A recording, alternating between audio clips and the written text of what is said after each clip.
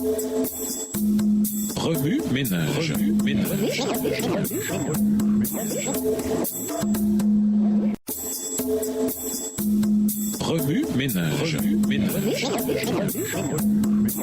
Bienvenue dans votre émission Remue ménage. Dans la leçon de mercredi. Inviter une réponse relationnelle. L'idée que l'âme quitte le corps à la mort pour rejoindre Jésus semble rassurante et réconfortante. Mais est-ce vraiment ce qui se produit? Les parapsychologues ont effectué des tests qui prouvent qu'à la mort, quelque chose communique avec le défunt depuis l'autre bord. Cependant, ils ne disposent d'aucun moyen d'identifier ces messagers d'outre-tombe. Comme on parle ici d'entités invisibles, les chercheurs n'ont aucun moyen de prouver qu'ils sont les esprits des défunts. Il s'agit là d'un canal sur lequel Satan a un contrôle total et complet et par lequel il peut détourner les masses de Jésus. Il peut dire aux gens ce qu'il veut qu'ils croient. Et il n'y a aucun moyen pour eux d'échapper par eux-mêmes à son pouvoir. Il nous a dit que de prétendus esprits des morts apparaîtront aux vivants. Ils diront que l'observation du dimanche honore Jésus, que ceux qui observent le sabbat lui déplaisent et sont à l'origine des calamités dans le monde. Voir Matthieu 24 et versets 6 à 9.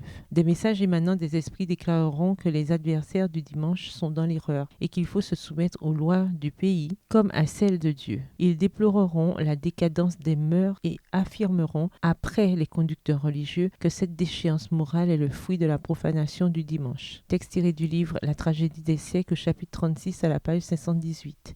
Livre écrit par Ellen G. White. Jésus, la parole vivante, ne peut pas contredire la parole écrite, comme Jésus peut. Comment Jésus peut-il dire dans la parole écrite qu'il est le Seigneur du sabbat et envoyer ensuite les prétendus esprits des défunts dire au monde qu'il veut qu'ils observent le dimanche? Le Jésus vivant et sa parole écrite ne peuvent être en conflit, car la parole vivante est toujours en harmonie avec la parole écrite. Satan va même contrefaire la seconde venue du Christ, en se faisant passer pour le Christ. Matthieu 24, les versets 23 et 24, 2 Thessaloniciens 2, les versets 8 à 12. Cette suprême séduction sera presque irrésistible. Notre seule protection contre ces tromperies mensongères de Satan au temps de la fin est de simplement croire la parole écrite et d'y obéir en déclarant « Les vivants savent au moins qu'ils mourront, mais les morts, eux, ne savent rien du tout. » Ecclésiaste 9, le verset 5. À la fin des temps, nous ne pourrons pas nous fier à nos sens ou à nos sentiments, ni aux miracles, ni aux impressions, ni à ce que disent les autres. Dieu protégera ceux qui obéissent sans réserve à la parole objective et écrite de Dieu. Satan est un expert dans l'art de faire passer des contrefaçons pour authentiques. Un faux billet de $100 peut ressembler exactement à un billet authentique pour l'œil non exercé, mais ça ne signifie pas nécessairement qu'il l'est. Des tests objectifs et non une expérience subjective doivent être appliqués à la devise pour déterminer son authenticité. De même, la parole objective de Dieu doit tester toutes les doctrines et toutes les expériences religieuses. À la fin, la contrefaçon sera si parfaite qu'il ne sera possible de la démasquer que par les Écritures. C'est en effet par ces dernières qu'il faut éprouver la nature de chaque déclaration et de chaque miracle. Extrait du livre La tragédie des siècles, chapitre 37, page 521, écrit par Ellen G. White. Remue ménage. Méditez de nouveau 1 Samuel, chapitre 28. Où voyez-vous Jésus dans ce passage? Comment l'assentiment doctrinal peut-il transcender l'admonition de Jésus envers vous? Que vous dit Jésus par ce texte? En quoi voyez-vous Jésus différemment ou le voyez-vous de nouveau? Comment réagissez-vous en voyant Jésus de cette manière? Au revoir. Et à demain si Dieu veut.